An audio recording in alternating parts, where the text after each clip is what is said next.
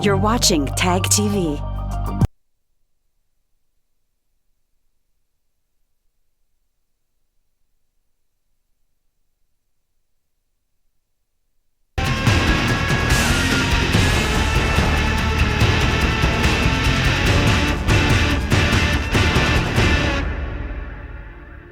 Hello and welcome to Newsweek South Asia, a program that exposes Pakistan's role in Nexus in promoting global terrorism and its funding. Here are the headlines.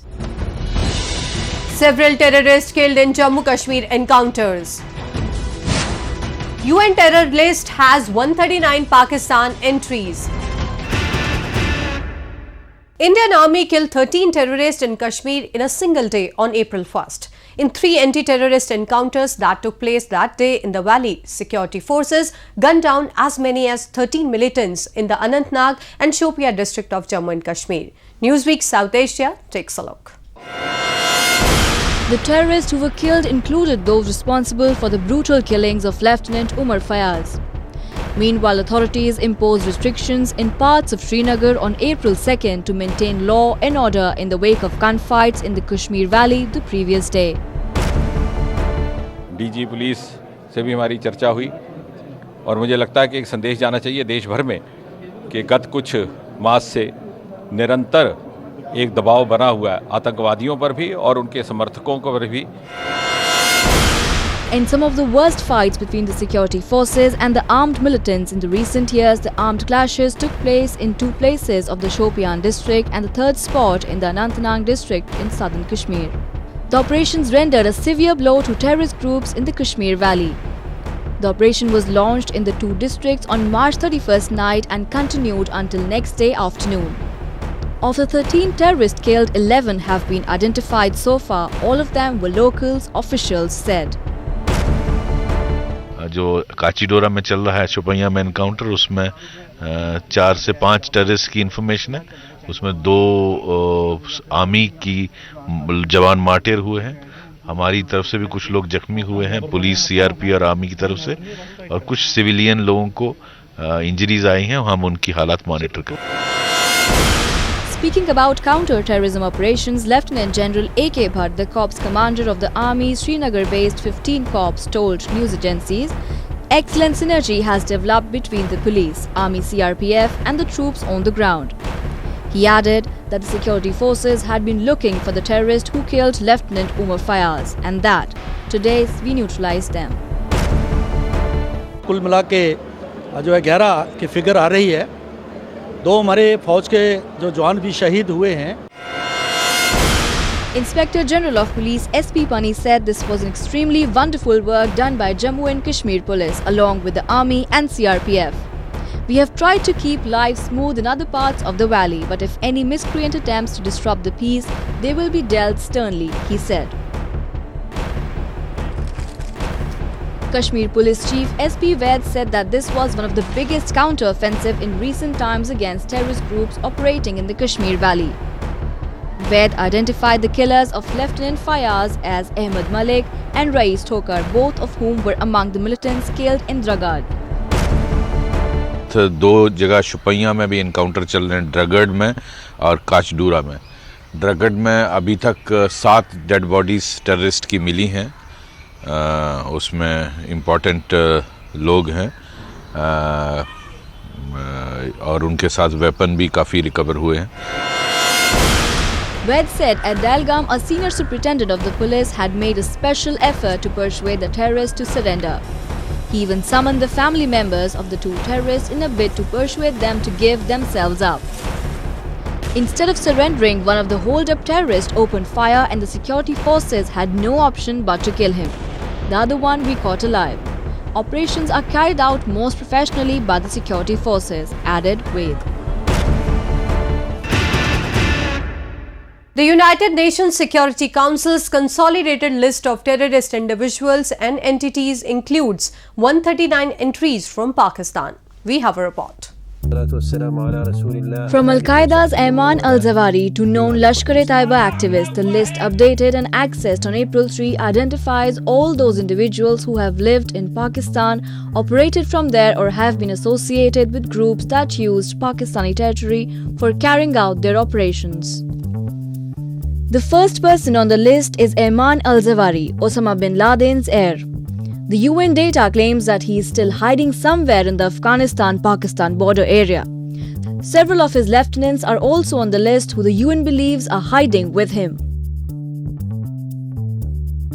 The second person on the list is another internationally known terrorist, Ramzi Mohammed bin al-Shiba, who is identified as a Yemeni national arrested in Karachi and handed over to the US authorities. We have the reason, despite hope being not a measurable commodity, we have hope that 2014 will not be 89 and it will not be 92. The situation is different. Now, the reason Najibullah's army collapsed because Soviet Union stopped supporting it. And because Afghanistan sank into chaos because Pakistan had a double-face strategy then, and it has a double-face strategy today. More than a dozen suspected terrorists are listed in the same category, arrested in Pakistan and handed over to the US authorities. Some of them had Pakistani passport issued by various Pakistani missions in the Middle East and renewed in Pakistan. The list also includes Dawood Ibrahim Kaskar, an Indian national who, according to the UN Security Council, has held several Pakistani passports issued in Rawalpindi and Karachi. The UN claims that he owns a palatial bungalow in the hilly area of Noorabad, Karachi. However, as our distinguished colleague from Pakistan said, for Pakistan, the game is an India-centric game. It's an India-centric strategy. They want Taliban to control east and southern Afghanistan to create a buffer. In other words, Pakistan is trying to expand the borders of the federally administered tribal areas so that India's access and the perceived influence is evicted from those parts of the country and the border is controlled by a proxy friendly to Pakistan. Lashkar's Hafiz Mohammad Saeed is listed as a person also wanted by Interpol for his involvement in terrorist activities. Haji Muhammad Yah Mujahid, LT's media contact, and Hafiz Saeed's deputies Abdul Salam and Zafar Iqbal are listed under him. Like Hafiz Saeed, they are all wanted by Interpol. LT is listed with various alliances such as Al Mansourian, Pasbani Kashmir, Jamaat Dawa, and Falah Insaniyat Foundation. I totally agree with my friend that Islamabad is afraid of Talibanization, but they are not working with us to dismantle the Taliban. They are giving the Taliban resources and enough incentive to look towards Kabul. That's not the solution. If Islamabad start to act like a state and deal with the state as India does, and stop dealing with non-state actors in Afghanistan, the situation will change dramatically. Terrorist entities that were allegedly based in Pakistan, worked from there or had links to Pakistani individuals include Al-Rashid Trust, Harkatul Mujahideen, Islamic Movement of Uzbekistan, Wafa Humanitarian Organization, and others. Some of them are listed as based in the Afghanistan-Pakistan border area. And it's time now for a break. After the break, India welcomes US move to designate Milli Muslim League as terrorist outfit. Afghan Air Force targets Pakistan-backed Afghan Taliban in Kunduz. India's External Affairs Ministry has welcomed the US move to designate Hafiz Saeed, political arm Milli Muslim League, as a terrorist outfit. Meanwhile, Pakistani Provincial High Court has asked the federal government not to harass Hafiz Saeed. Newsweek South Asia takes a look. India's Ministry of External Affairs welcomed the United States' move of designating Hafiz Saeed's Milli Muslim League as a terrorist outfit, saying that the designation reflects the rejection of Pakistan's attempt to mainstream terrorism. India welcomes the action taken by the US for designating the Milli Muslim League as an alias of the Lashkar-e-Toiba, a Pakistan-based terror group, and its functionaries who are acting on behalf of LET, MEA spokesperson Ravish Kumar said in a statement. US move is exceptionally important, particularly from the subcontinent's point of view and Afghanistan's point of view. Hafiz Saeed's newly created party has been declared a terrorist organization. 7 members of that have been declared as terrorists. Some other organizations too have been included in the terrorist organizations. The implications are that all sorts of funding will be denied to them so that they cannot undertake terrorist related operations anywhere. This is absolutely and totally significant and would go a long way in stemming the chaos and mayhem that is being created by Hafiz Saeed. The statement added, the designation is a rejection of the attempts being made in Pakistan to mainstream terrorist individuals and entities and highlights Pakistan's failure to fulfill its international obligation to dismantle terrorist sanctuaries and disrupt terror financing. The United States on Tuesday designated Milli Muslim League, a political front of Hafiz Saeed-led Jamaat-ud-Dawa, a global terrorist outfit. The US Department of State brought amendments to the designation of Pakistan-based banned terrorist organization Lashkar-e-Toiba and also included Tehreek-e-Azadi Kashmir under the list of terror organization. The US also designated 7 members of the MML as foreign terrorists for acting on behalf of LET. It vindicates India's position that Pakistan has not taken effective action against terrorist groups and individuals. It is also cognizant of the fact that terrorist individuals and entities are allowed to change names and continue to operate freely from the territory under Pakistan's control, the statement added. Writing on the wall is very, very clear. Should be very clear both to Hafiz Saeed as well as sponsors the Pakistani army and the ISI. Hafiz Saeed's days are numbered. Sooner than later he'll be taken out, and he'll be taken out most probably by his own security personnel, exactly on the lines that some other leaders the world over have been taken out.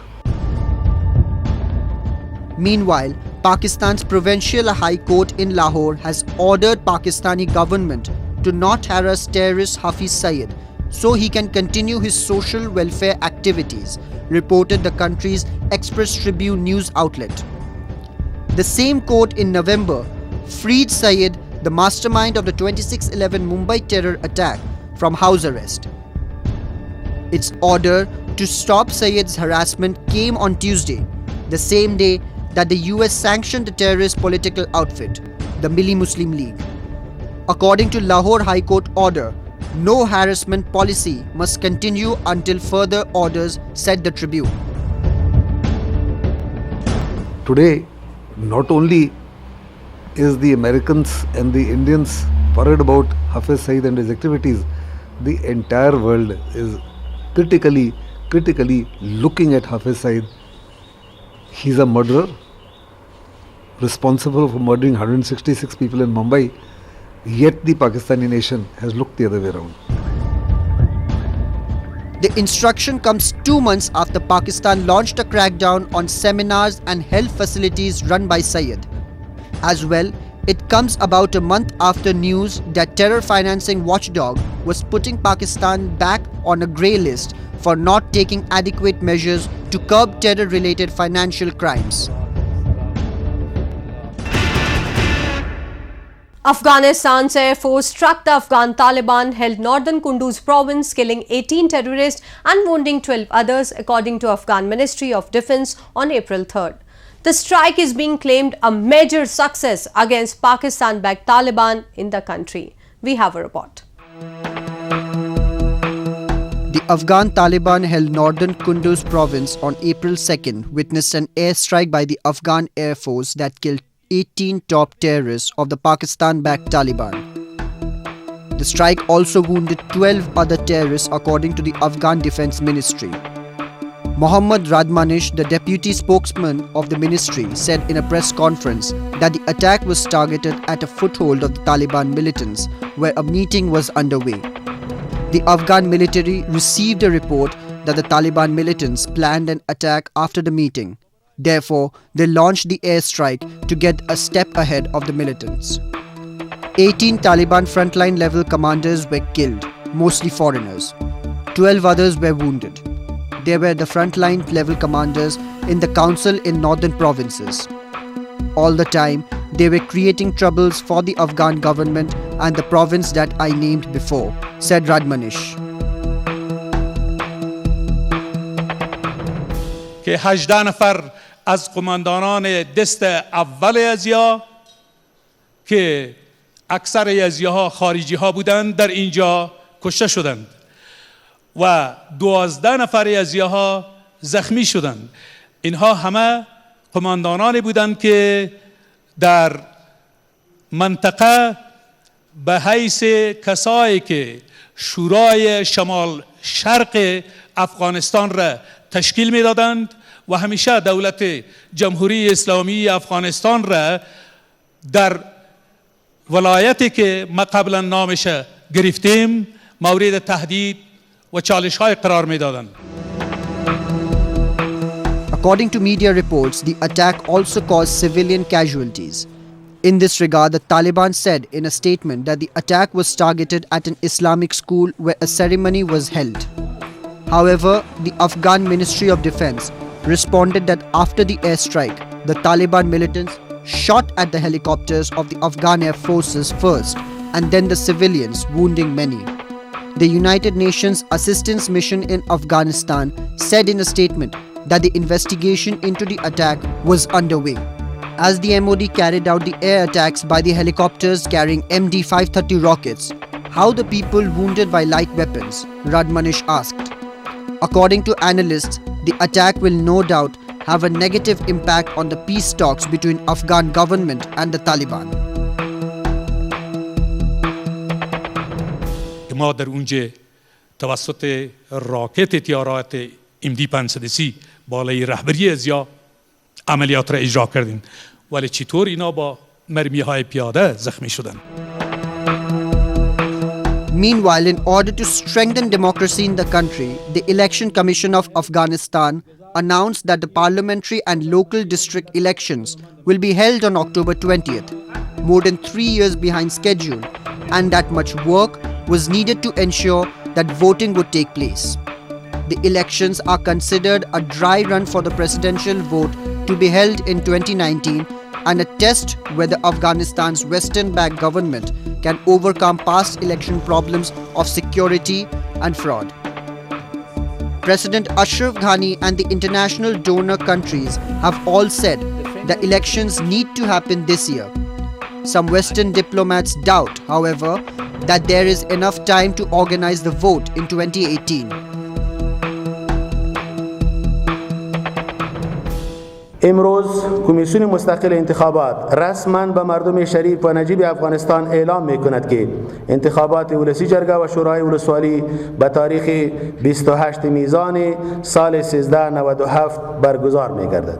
و اونا به ما اطمینان داده که انشالله مناطقی که ناامن هم هسته با اینمی عملیاتی که اونا در نظر داره که باید برا انداخته شود به نام نصرت و مناطقی که خارج از کنترل دولت است یا ناامن است در اونجا هم امنیت به وجود بیاید و مردم بتونه که در ثبت نام و همچنان در پروسه انتخابات در رایدهی اشتراک کنند.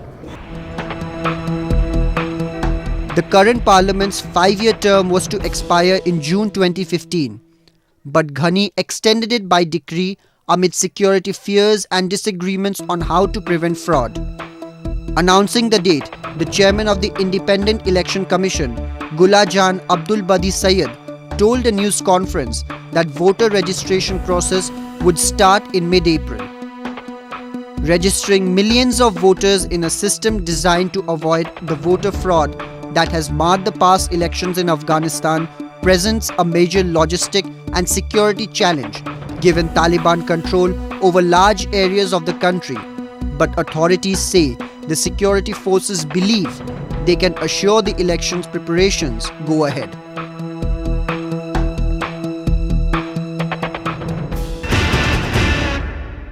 And with that, we come to the end of this edition of Newsweek South Asia. We'll be back next week with more news, views and analysis from the subcontinent. Meanwhile, do keep writing to us at nwsa@aniin.com. This is Gatasha signing off on the behalf of entire production team of Newsweek South Asia. Goodbye.